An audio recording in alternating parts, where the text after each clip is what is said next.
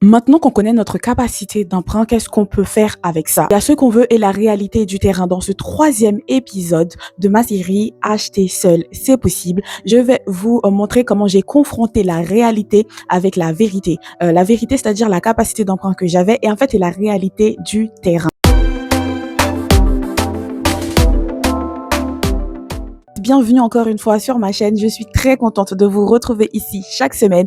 Et aujourd'hui, dans ce troisième épisode, on va parler de ce qu'on peut vraiment acheter avec notre capacité d'emprunt. La réalité et le rêve. Je sais qu'on rêve tous d'avoir un chalet, ou peut-être pas. En tout cas, d'avoir un appartement qui nous ressemble parce qu'on est chic, on est classe. Dans cette étape, les gars, c'est vraiment de rester solide, de ne pas laisser le rêve vous fermez les yeux sur la réalité du terrain. Parce que lorsque je suis allée à la banque, la banque m'avait dit que ma capacité d'emprunt était un petit peu moins de 200 000 euros. Parce que je me rappelle plus du montant exact, mais je crois que c'était 180 000 euros, quelque chose comme ça.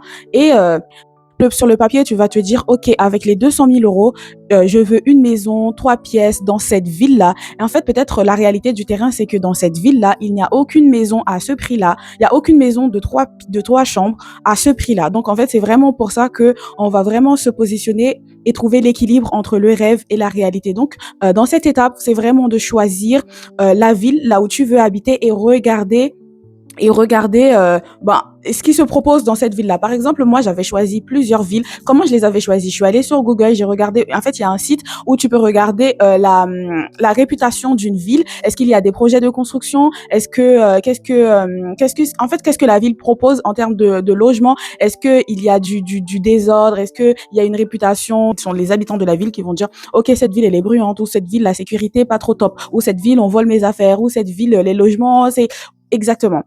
Donc, ce que vous faites, moi, c'est ce que j'avais fait. C'est comme ça que je savais.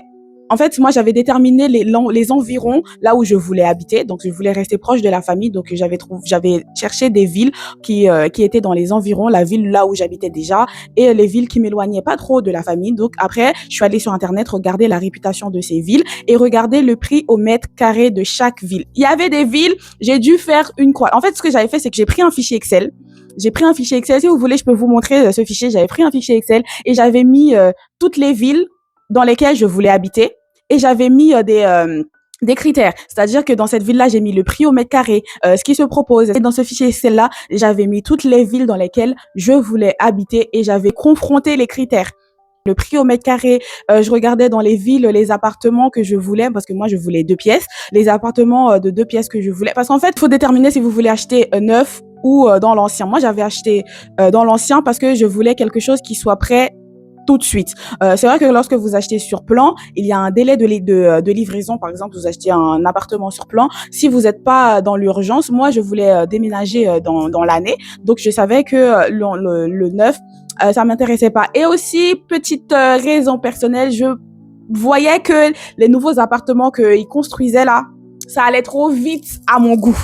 Ça allait trop vite à mon goût et je trouvais que aujourd'hui là ils ont commencé de construire l'immeuble, demain c'est prêt. Je me suis dit je sais pas si j'ai envie de me lancer pour un premier achat dans un truc comme ça. Je sais pas, demain fuite d'eau et effondrement sur nous, les murs qui sont un petit peu penchés comme ça, et je me suis dit laissez-moi aller dans l'ancien où ça a déjà prouvé par des dizaines d'années que ça pouvait se tenir.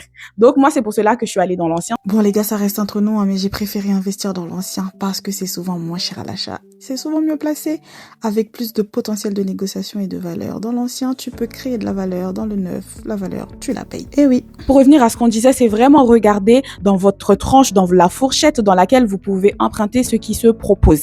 Vous pouvez trouver des trucs vraiment sympas. Parce qu'en fait, si vous fermez les yeux sur votre réalité, sur la capacité d'emprunt et vous regardez tout et n'importe quoi, les gars, vous allez vous faire mal à la tête. Moi, au départ, je commençais à regarder des appartements à 250 000 euros, alors que je savais que je ne pouvais même pas emprunter 200 000 euros. Et en fait, du coup, des fois, j'avais des coups de cœur et après, je savais que ça servait à rien que je me présente à la banque avec ce projet.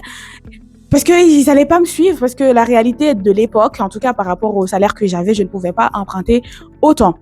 Donc vraiment pour vous éviter de chercher dans le vide, pour vous éviter de vous donner mal à la tête et d'avoir des coups de cœur sur des biens que ne vous pouvez pas acheter, il faut regarder dans la fourchette de votre capacité d'emprunt. S'il y a des villes, même si vous aimez la ville bien comme il faut, donc si vous vouliez un appartement de 2 pièces et vous voyez dans votre budget, il y a que des studios dans cette ville-là, changez de ville. Vraiment changer de ville, essayez de trouver quelque chose qui va peut-être pas vous éloigner de votre lieu de travail, de la famille. En tout cas, si ce sont des critères qui sont importants pour vous, c'est à vous de les identifier, ce qui est important pour vous, et de les respecter dans la fourchette dans laquelle vous pouvez emprunter. Donc, dans cet épisode, c'est vraiment de vous poser et de réfléchir qu'est-ce que vous pouvez faire et de ne pas vous lancer comme ça.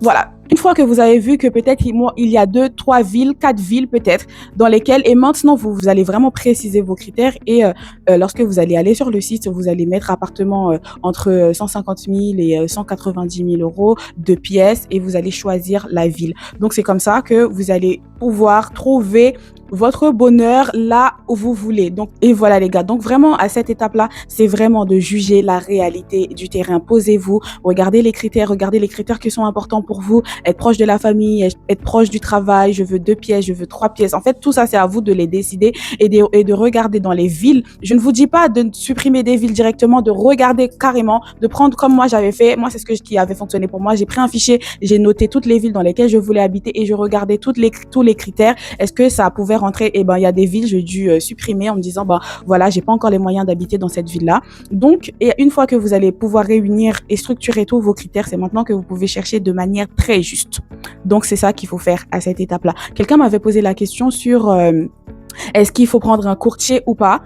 Je vais en parler dans le prochain épisode. En fait, je sais pas maintenant, à partir de maintenant on est en train de chercher, je sais pas, les questions que vous avez. Moi, je pense que j'ai répondu par rapport à l'ancien et le neuf.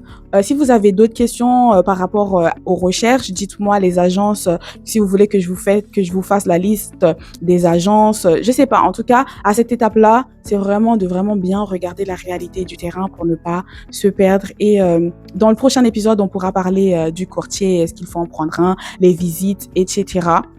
On peut parler des visites, les questions qu'il faut poser. Est-ce que vous allez visiter seul? Est-ce que vous ne visitez pas seul? Est-ce que j'ai pris un courtier? Parce que je vous ai dit courtier là, ça demande un épisode super spécial. Parce que guys, ce que j'ai subi avec courtier là-bas là, non, ça mérite que je m'asseye et que je vous fasse un témoignage courtier carrément. Donc dans le prochain épisode, on pourra parler des visites et je répondrai à la question sur le courtier. Donc merci encore une fois de m'avoir écouté, merci de passer sur ma chaîne. Bienvenue, n'hésite pas à t'abonner et toujours activer la cloche pour ne pas rater mes vidéos. En tout cas, c'était Cham, c'était un plaisir de m'adresser à vous. Comme je l'ai dit à chaque fois, attends-toi à plus.